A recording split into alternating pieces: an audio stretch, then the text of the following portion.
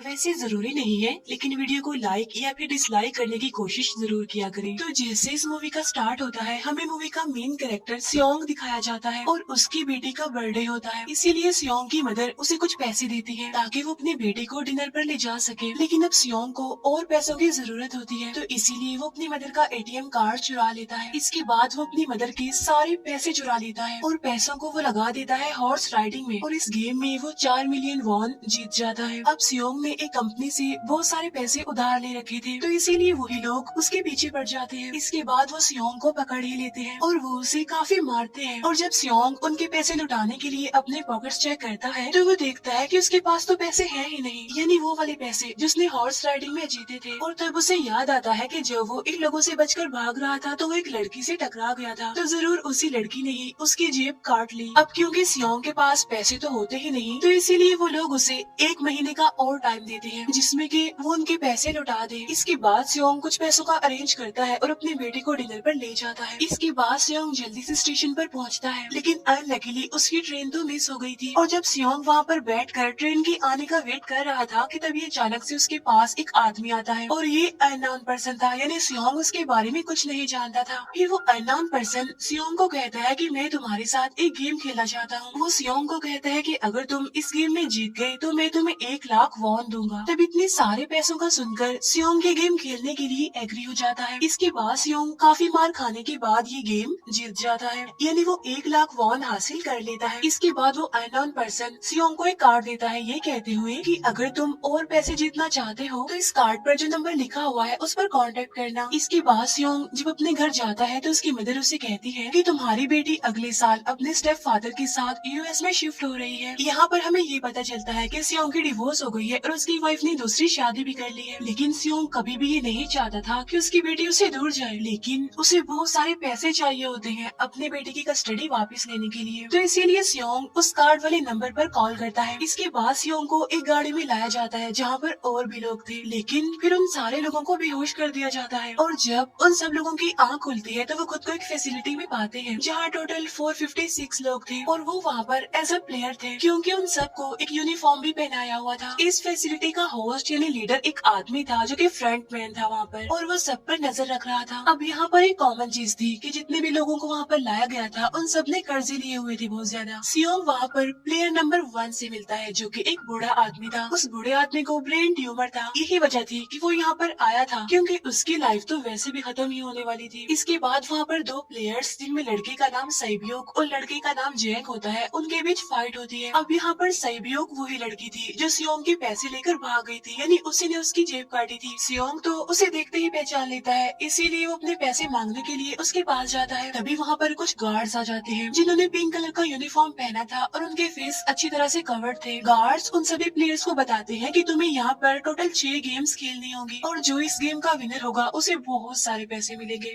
इसके बाद उन सबसे एक कॉन्ट्रैक्ट पर साइन करवाया जाता है और इस कॉन्ट्रैक्ट के 3 मेन रूल्स थे। पहला रूल ये कि कोई भी प्लेयर अपनी मर्जी से गेम को छोड़कर नहीं जा सकता। दूसरा रूल ये होता है कि जो भी प्लेयर खेलने से मना करेगा तो उस प्लेयर को एलिमिनेट कर दिया जाएगा, और उनके मुताबिक एलिमिनेट का मतलब क्या था ये तो हम आगे ही जानेंगे। गेम का तीसरा रूल ये था कि अगर मेजोरिटी इस गेम को खेलना नहीं चाहती तो वो इस गेम को छोड़कर जा सकते हैं। इसके बाद उन सबको गेम के लिए ले जाया जाता है। अब यहाँ पर सियोंग अपने क्लासमेट सेंगू से भी मिलता है जो कि उसे बचपन से जानता था। सियोंग उसे वहाँ पर देखकर काफी हैरान होता है क्योंकि वो तो किसी बिजनेस के लिए आउट ऑफ कंट्री चला गया था। अब पहले गेम के लिए वहाँ पर एक काफी बड़ी डॉल थी और इस गेम का रूल काफी सिंपल था, और वो ये था कि डॉल जब भी गाना गाएगी उन सबको आगे बढ़ना है, और जैसे ही वो गाना गाना बंद करेगी तो उन सबको रुक जाना है और मूव नहीं करना है, और अगर कोई हिल गया तो उसे एलिमिनेट कर दिया जाएगा। अब स्टार्टिंग में तो ये सब कुछ उन्हें किसी प्रैंक की तरह लग रहा था, लेकिन जब एक लड़का हिल जाता है तो उसे शूट करके मार दिया जाता है, और यही होता है एलिमिनेट का मतलब, यानी उन्हें मार दिया जाएगा। अब ये देखकर वो सारे लोग काफी घबरा जाते हैं और उन्हें पता चल चुका था कि वो खतरे में है, इसीलिए लोग डरते हुए पैनिक करते हुए इधर उधर भागने लगते हैं।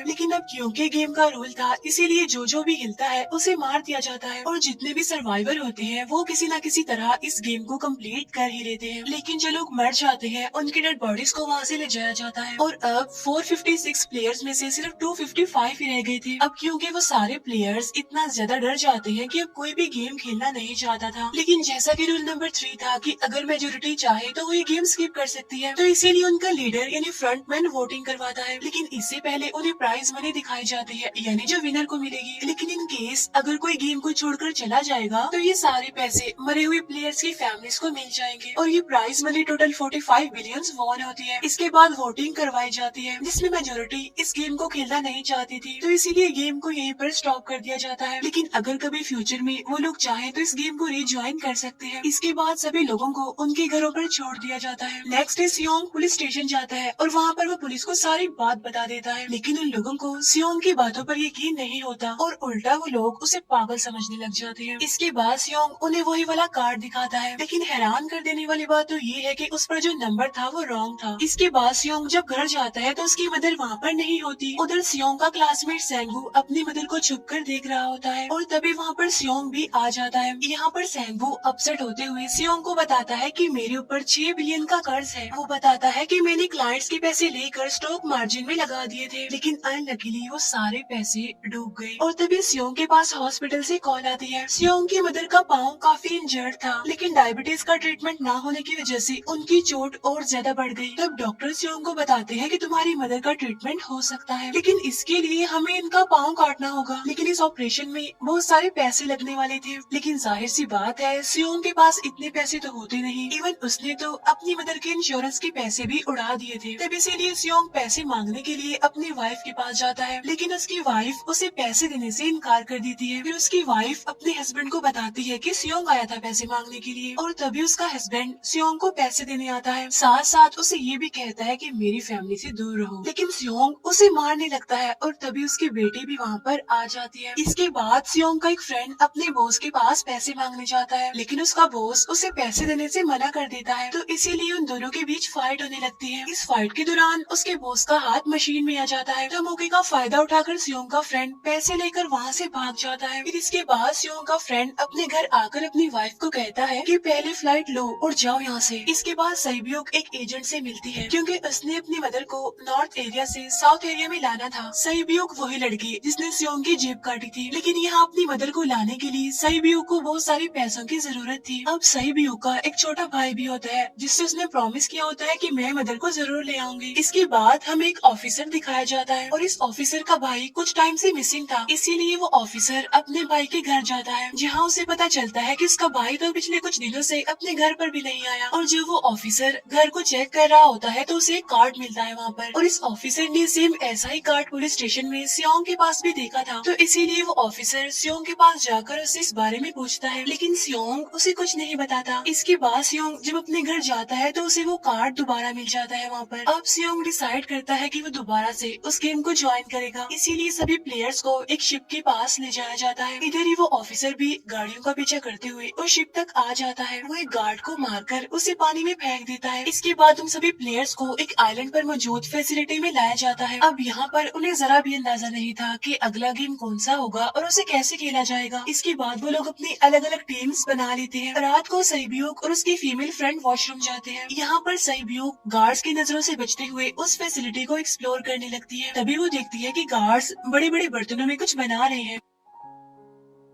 लेकिन अब क्योंकि गार्ड्स को शक हो जाता है तो ये गार्ड वॉशरूम्स को चेक करने के लिए आता है, लेकिन तब तक सईब्यूक वापस आ चुकी थी। इसके बाद सईब्यूक अपनी फीमेल फ्रेंड को सारी बात बता देती है जो उसने देखा था, लेकिन यहाँ पर सेंगू उन दोनों की बातें सुन लेता है और वो इस बारे में सईब्यूक से पूछता है, जिस पर सईब्यूक बताती है कि वो बड़े बड़े बर्तनों में कुछ पका रहे थे। इसके बाद उन सभी प्लेयर्स को प्ले ग्राउंड में लाया जाता है, जहाँ पर उनके सामने 4 शेप्स थी। 4 शेप्स में से उन्होंने किसी एक शेप को चूज करना था। अब यहाँ पर सेंगू को पता चल जाता है है कि गेम क्या है और क्या करना है हमें। सेंगो सियोंग को बताता है कि सबने अलग अलग शेप्स को चुनना है। इसके बाद उन सभी को एक छोटा सा बर्तन दिया जाता है जिसमें की शेप्स बनी होती है। अब गेम उनकी ये होती है कि उन्होंने किसी तरह उस शेप को बाहर निकालना है बगैर डैमेज किए, लेकिन अगर शेप जरा से भी खराब हो गई तो उन्हें एलिमिनेट कर दिया जाएगा, यानी मार दिया जाएगा। अब यहाँ पर सेंगो तो इजिली उस शेप को निकाल लेता है, लेकिन सियोंग इतना ज्यादा घबरा जाता है कि उसकी हालत खराब होने लगती है, लेकिन फिर वो किसी न किसी तरह करके इस गेम को भी जीत लेता है। इसके बाद उन सबको वापस से रूम में लाया जाता है। अब यहाँ पर 187 प्लेयर्स वापस आए थे, जिनमें से अब सिर्फ 108 ही रह गए थे। इसके बाद उन सबको खाने के लिए ले जाया जाता है, लेकिन खाने की वजह से जैंग की एक लड़के से फाइट हो जाती है, जहाँ पर जैंग उस लड़के को इतना ज्यादा मारता है कि वो मौके पर ही मर जाता है। इधर ही हम देखते हैं कि उन प्लेयर्स में से एक डॉक्टर होता है जो गार्ड्स के साथ मिलकर मरे हुए लोगों के ऑर्गन्स निकाल कर उन्हें चाइनीज को बेचने का काम करता है। इसीलिए जब भी डेड बॉडीज को ले जाया जाता है तो वो डेड बॉडीज को गायब कर लेते हैं, क्योंकि ये सब कुछ एक प्लान के अकॉर्डिंग चल रहा था, क्योंकि ये सारा कुछ फ्रंट मैन से छुप कर हो रहा था। यही वजह थी कि कंट्रोल रूम में भी उन्होंने अपना ही एक आदमी बिठाया हुआ था जो कि उन लोगों की सारी वीडियो फुटेज डिलीट कर देता था, और गार्ड्स तो डॉक्टर को गेम के बारे में पहले ही बता देते थे ताकि वो सरवाइव कर सके। यहाँ पर एक गार्ड उसी प्लेयर डॉक्टर को बताता है कि आज हमने प्लेयर्स को जानबूझकर खाना कम दिया है ताकि वो आपस में लड़ने लगे, जिससे होगा ये कि सारे वीक प्लेयर्स गेम से आउट हो जाएंगे। साथ ही गार्ड डॉक्टर को अपनी अगली गेम के बारे में बता देता है। अब 30 मिनट के बाद वहाँ पर लाइट्स ऑफ होने वाली थी। अब यहाँ पर सेंगवू को पता था कि सियोंग की टीम जरूर कोई उल्टा काम करेगी, इसीलिए वो उस टीम को अपने पास बुलाकर उन्हें रिलैक्स रहने के लिए कहता है। उधर वो जो डॉक्टर प्लेयर होता है वो जैंग की टीम में शामिल हो जाता है। यहाँ पर डॉक्टर जैंग को बता देता है कि अगला गेम क्या होने वाला है। इसके बाद लाइट्स ऑफ हो जाती है और जैंग अपनी टीम के साथ मिलकर बाकी सभी को मारने लगता है। जैंग एक लड़की को मारकर सेबियो को मारने जाता है, लेकिन तभी सियोंग उसे बचा लेता है। इसके बाद गार्ड्स वहाँ पर आकर उन सभी को रोक लेते हैं और अब टोटल 80 लोग रह गए थे। इसके बाद उन सभी को तीसरे गेम के लिए ले जाया जाता है और यहाँ पर उन्हें 10-10 प्लेयर्स की एक टीम बनाने के लिए कहा जाता है, और वो लोग ऐसा ही करते हैं, अपनी अपनी टीम बना लेते हैं। अब क्योंकि जैंग को अगली गेम के बारे में पहले ही पता होता है, इसीलिए वो सेबियो की फीमेल फ्रेंड को अपनी टीम में नहीं रखता और वो अपनी टीम में सिर्फ मर्दों को ही रखता है। इसके बाद सेंगवू भी अपनी एक टीम बना लेता है। अब क्योंकि उन्हें एक प्लेयर की जरूरत थी तो इसीलिए सेबियो की फीमेल फ्रेंड उनकी टीम में शामिल हो जाती है, और ये गेम असल में टग ऑफ वॉर का होता है, यानी उन्होंने अपने सामने वाली टीम को नीचे गिराना था। इसके बाद गेम स्टार्ट हो जाती है और जैंग की गेम बड़ी आसानी से इस गेम को जीत लेती है। इसके बाद बारी होती है सेंगवू की टीम की। तब प्लेयर नंबर 1 यानी वो बूढ़ा आदमी कहता है कि मैंने अपनी जिंदगी में बहुत सारी टग ऑफ वॉर्स खेल रखी है, इसीलिए उन सबको गाइड करता है कि इस गेम को कैसे जीतना है। तो इसीलिए वो लोग किसी न किसी तरह करके इस गेम को जीत जाते हैं। फिर दिखाया जाता है कि 30 मिनट के बाद दोबारा से लाइट्स ऑफ हो जाएंगी, जिस पर सेंगवू उन सबको कहता है कि रेडी रहना। तो इसीलिए वो डिसाइड करते हैं कि एक एक करके हम पहरा देंगे। अब जैंग की टीम में एक से बढ़कर एक चालाक प्लेयर था, तो इसीलिए जैंग को डर होता है कि कहीं उसकी टीम उसे ही साइड पर न लगा दे, यानी उसे ही अपने रास्ते से न हटा दे। दूसरी तरफ डॉक्टर और गार्ड्स मिलकर डेड बॉडी की ऑर्गन्स निकाल रहे होते हैं और इन ऑर्गन्स को डिलीवर करने जाना था गार्ड नंबर 28 एंड 29। तब वो सभी एक डेड बॉडी के बारे में बातें करने लगती हैं जिसकी सिर्फ एक किडनी थी और वो उसे ज़ॉम्बी कह रहे थे। अब यहाँ पर जो गार्ड नंबर 29 था, यानी जिसने वो ऑर्गन्स डिलीवर करने जाने थे, वो कोई और नहीं बल्कि वो ऑफिसर था जो गार्ड के बेस में वहाँ पर आया था, और ये सब बातें सुनकर उसे शक होता है कि शायद ये लोग मेरे भाई की बात कर रहे हैं क्योंकि उसकी भी एक ही किडनी थी। इसके बाद नंबर 28 और 29 यानी वो ऑफिसर ऑर्गन को डिलीवर करने के लिए चले जाते हैं। रास्ते में वो ऑफिसर नोटिस करता है कि टनल में तो बॉम्ब लगा हुआ है। तब नंबर 28 उसे बताता है कि जब हम यहाँ से बाहर निकलेंगे तो इस जगह को ब्लास्ट कर दिया जाएगा। अब यहाँ पर वो ऑफिसर नंबर 28 से और इन्फॉर्मेशन लेने की कोशिश करता है, इसीलिए नंबर 28 को उस पर डाउट होने लगता है, इसीलिए वो उस ऑफिसर को अपना फेस दिखाने के लिए कहता है। अब यहाँ पर वो ऑफिसर अपना फेस भी दिखा देता है, साथ साथ वो नंबर 28 पर गन पॉइंट भी कर देता है। साथ साथ वो ऑफिसर उससे एक किडनी वाली आदमी के बारे में पूछता है कि वो कौन है जिसे तुम ज़ॉम्बी कहते थे, जिस पर वो नंबर 28 उससे कहता है कि वो तो एक लड़की थी। अब यहाँ पर नंबर 28 उस ऑफिसर को कहता है कि तुम लीडर के रूम में जाकर सारी इन्फॉर्मेशन देख सकती हो, वहाँ पर सबका डाटा है। ये जानने के बाद वो ऑफिसर नंबर 28 को मार डालता है। उधर वो डॉक्टर गार्ड से अगली गेम के बारे में पूछता है, लेकिन इस बार गार्ड्स को भी अगली गेम के बारे में पता नहीं होता। तब इसीलिए डॉक्टर को गुस्सा आ जाता है और वो एक गार्ड को पकड़ लेता है और उनकी फाइट होने लगती है। इसी फाइट में डॉक्टर डॉक्टर उस गार्ड को मार कर वहाँ से भाग जाता है। इसके बाद एक गार्ड भी उसका पीछा करता है और वो दोनों प्लेग्राउंड में आ जाते हैं। यहाँ पर गार्ड डॉक्टर को अपनी बातों में फंसा कर उसे मारने वाला होता है, लेकिन तभी लीडर यानी फ्रंटमैन आकर उसे मार डालता है और बाद में वो उस डॉक्टर को भी मार डालते हैं। साथ साथ इन्हीं वहीं पर नंबर 28 की डेड बॉडी भी मिल जाती है, जिससे इन्हें ये पता चल जाता है कि फैसिलिटी में कोई घुस गया है। उधर वो ऑफिसर लीडर यानी फ्रंटमैन के रूम तक पहुंच जाता है, तो वो चेक करते करते एक ऐसे रूम में जाता है जहाँ पर सबके रिकॉर्ड्स थे, और जब वो ऑफिसर रिकॉर्ड चेक कर रहा होता है तो उसे सभी विनर्स की एक लिस्ट मिलती है, जिसमें उसके भाई का भी नाम था, यानी वो भी कभी विनर था। उधर सभी प्लेयर्स को फोर्थ गेम के लिए ले जाया जाता है, जहाँ पर उन सबको अपना अपना पार्टनर चुनने के लिए कहा जाता है, और वो प्लेयर्स करते भी ऐसा ही है, अपना अपना पार्टनर चुन लेते हैं। सहयोग की फीमेल फ्रेंड भी अपना पार्टनर ढूंढने की कोशिश करती है, लेकिन कोई भी उसका पार्टनर बनने को तैयार ही नहीं था। इसके बाद सभी प्लेयर्स को 10-10 मार्बल्स दिए जाते हैं। असल में ये गेम ऐसी होती है कि एक प्लेयर को अपने पार्टनर से सारे मार्बल्स लेने होते हैं बगैर कोई जोर जबरदस्ती किए, और जो दूसरा पर्सन होगा यानी जिसके पास मार्बल्स नहीं होंगे उसे मार दिया जाएगा। फिर सैंगवू और सियोंग का फ्रेंड ऑड और इवन का गेम खेलते हैं, जिसमें कि उन्होंने गेस करना था कि सामने वाले के हाथ में कितने मार्बल्स हैं। अब यहाँ पर सियोंग का फ्रेंड सैंगवू के सारे मार्बल्स जीत जाता है, जिसकी वजह से लास्ट में सैंगवू के पास सिर्फ एक ही मार्बल बचता है। अब क्योंकि सैंगवू को पता चल चुका था कि अब वो बच नहीं पाएगा, इसीलिए वो सियोंग के फ्रेंड को अपनी बातों में फंसा कर उसे ये यकीन दिलाता है कि अगर हम में से कोई भी हार गया तो हारे हुए लोगों का मैच दोबारा करवाया जाएगा। अब यहाँ पर सैंगवू धोखे से सियोंग के फ्रेंड के सारे मार्बल्स चेंज कर देता है। इसके बाद सैंगवू मार्बल्स लेकर गार्ड को दे देता है और वहाँ से बाहर चला जाता है, और जब सियोंग का फ्रेंड मार्बल्स चेक करता है तो वहाँ पर पत्थर होते हैं। उधर प्लेयर नंबर 1 यानी उस बूढ़े आदमी की हालत खराब हो रही थी, इसीलिए वो तो इधर उधर घूम रहा था, लेकिन सियोंग किसी तरह उसे खेलने के लिए एग्री कर लेता है। अब यहाँ पर वो दोनों यानी वो बूढ़ा आदमी और सियोंग भी इवन ऑड खेलते हैं। अब इनमें से वो बूढ़ा आदमी सियोंग के सारे मार्बल्स जीत जाता है, लेकिन लास्ट राउंड में वो बूढ़ा आदमी भूल जाता है कि उसने क्या चूज किया था। तो यहाँ पर सियोंग उसे बातों में फंसा कर उसके सारे मार्बल्स ले लेता है, लेकिन यकीन मानिए कि वो बूढ़ा आदमी काफी चालाक था। उसने एक मार्बल अपने पास ही रखा हुआ था और वो दोबारा से इधर उधर घूमने लगता है। अब यहाँ पर सियोंग उसे रिक्वेस्ट करता है कि प्लीज मेरे साथ एक और गेम खेलो ना। तब यहाँ पर वो बूढ़ा आदमी कहता है कि मुझे पता है कि तुमने सारे मार्बल्स धोखे से लिए हैं मुझसे। वो कहता है कि मुझे सब पता था, बस मैं पागल बनने की एक्टिंग कर रहा था।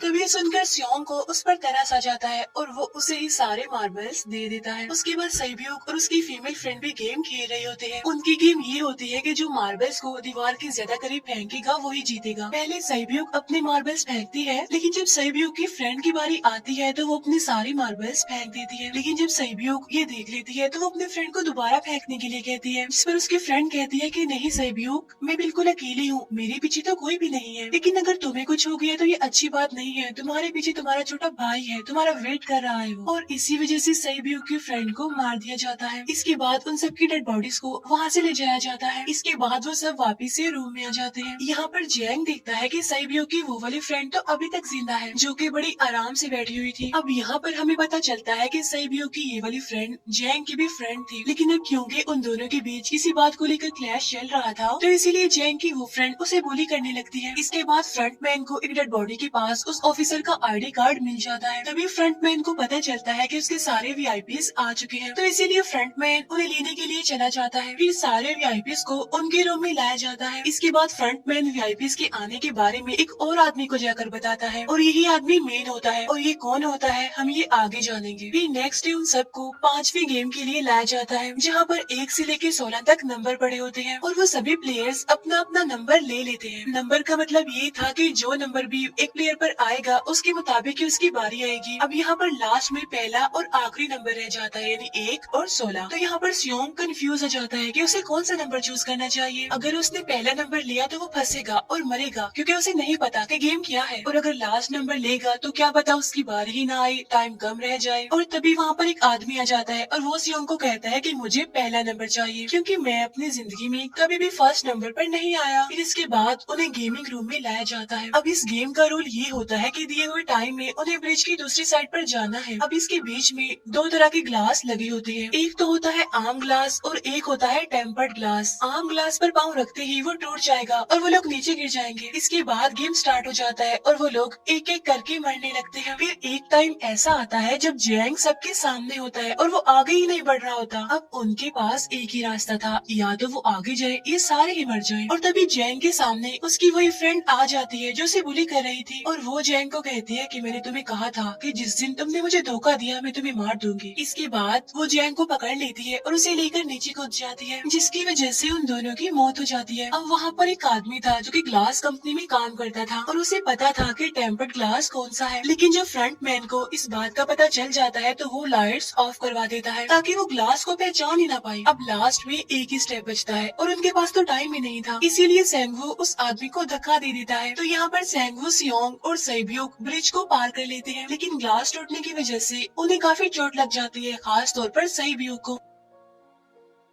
उधर उस ऑफिसर ने एक सर्वेंट को मारकर उसकी जगह खुद ले ली थी। अब एक वीआईपी को उस ऑफिसर पर शक होता है और वो उसे कहता है कि अपना मास्क रिमूव करो, लेकिन वो ऑफिसर कहता है कि ठीक है, लेकिन मैं अंदर जाकर अपना मास्क रिमूव करूंगा। इसके बाद वो ऑफिसर उस वीआईपी को लेकर अंदर चला जाता है। अंदर जाकर वो ऑफिसर उस वीआईपी को बेहोश कर देता है और इस बात का पता फ्रंट मैन को चल जाता है, इसीलिए फ्रंट मैन उसके पीछे जाता है और वो उस ऑफिसर को देख लेता है, इसीलिए वो ऑफिसर वहाँ से भागकर आइलैंड पर आ जाता है। फ्रंट मैन भी उसका पीछा करते हुए वहाँ पर आ जाता है। अब यहाँ पर वो ऑफिसर अपने सीनियर्स को कॉल करने की कोशिश करता है, लेकिन कॉल कट हो जाती है। फिर वो ऑफिसर उन्हें सारे सबूत भेजता है, लेकिन वहाँ पर नेटवर्क नहीं था। इसके बाद फ्रंट मैन ऑफिसर को पकड़ लेता है और उसे उनके साथ चलने के लिए कहता है, लेकिन वो ऑफिसर तो उस फ्रंट मैन पर गोली चला देता है। इसके बाद फ्रंट मैन अपना मास्क उतार देता है, तो वो ऑफिसर देखता है कि वहाँ पर कोई और नहीं बल्कि उसका अपना भाई है वो। इसके बाद ऑफिसर का भाई यानी फ्रंट मैन उसे शूट कर देता है और वो जाकर पानी में गिरता है। उधर ग्लास लगने की वजह से सैब्यूक काफी इंजर्ड हो गई थी और उसका बहुत सारा खून भी बह रहा होता है। इसके बाद इन सर्वाइवर्स को डिनर के लिए ले जाया जाता है और उनके पास एक एक नाइफ भी रख दिया जाता है, मतलब रात में उन तीनों में से कोई भी एक दूसरे को मार देगा। तभी सियोंग नोटिस करता है कि सैब्यूक की हालत काफी खराब है, इसीलिए वो सैब्यूक को कहता है कि फिक्र मत करो, हम दोनों साथ हैं और इस गेम में हम दोनों मिलकर सेंगवू को हरा देंगे। इसके बाद हम दोनों यहाँ से बाहर निकल जाएंगे और पैसों को आधा आधा डिवाइड कर लेंगे। सैब्यूक उसे बताती है कि मेरा एक छोटा भाई है जिसे मैं ऑर्फनेज में छोड़कर आई हूँ, और अगर हम दोनों में से कोई भी जिंदा बचकर बाहर जाएगा तो उसे उन दोनों की फैमिलीज का ख्याल रखना होगा। अब सैब्यूक की हालत काफी खराब थी, उसे डॉक्टर की जरूरत थी, इसीलिए सियोंग कोई मदद लाने के लिए जाता है, लेकिन जब तक वो वापस आता है तब तक सेंगवू सैब्यूक को मार चुका था। फिर नेक्स्ट उन दोनों को गेम नंबर 6 यानी लास्ट गेम के लिए ले जाया जाता है। गेम का रूल बड़ा ही सिंपल था कि मार दो या मर जाओ, और इस गेम का नाम होता है स्क्विड गेम। इसके बाद गेम स्टार्ट हो जाती है और उन दोनों के बीच काफी फाइट होती है, लेकिन लास्ट में सेंगवू की हालत खराब होने लगती है। तभी सियोंग कहता है कि मैं इस गेम को रोकना चाहता हूँ, और तभी सियोंग सेंगवू को उसके साथ चलने के लिए कहता है, लेकिन सेंगवू तो अपने आप को ही मार डालता है, जिसकी वजह से सियोंग गेम जीत जाता है। फिर फ्रंट मैन सियोंग को कहता है कि तुम बहुत अच्छा खेले, लेकिन मुझे इसकी उम्मीद नहीं थी। इसके बाद सियोंग को उसके घर पर छोड़ दिया जाता है और उसके पास एक एटीएम कार्ड भी था, और जब सियोंग उस एटीएम कार्ड को जाकर चेक करता है तो वो दिखता है कि सारे पैसे उसके अकाउंट में भेज दिए जाते हैं। इसके बाद सियोंग अपने घर जाता है, लेकिन तब तक उसकी मदर की डेथ हो जाती है। इसके बाद हमें 1 साल बाद का सीन दिखाया जाता है,